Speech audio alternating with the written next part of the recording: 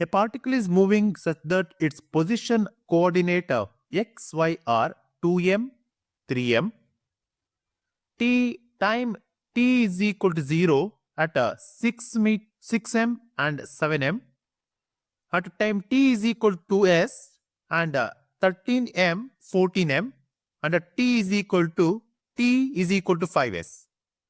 The average velocity vector v average from t is equal to 0 to 2 is equal to 5 seconds is we need to find here. Okay. Now, the initial position and the final position values are given here. The initial positions are 2m, 3m, and the final positions value of 3m and 14m.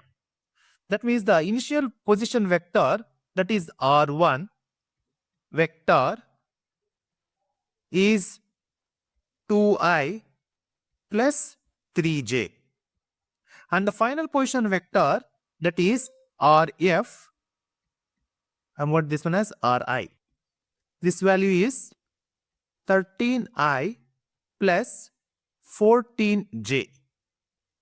Then the displacement from R1 to RF, that is the initial to final, that we can write it as 11i plus 11j.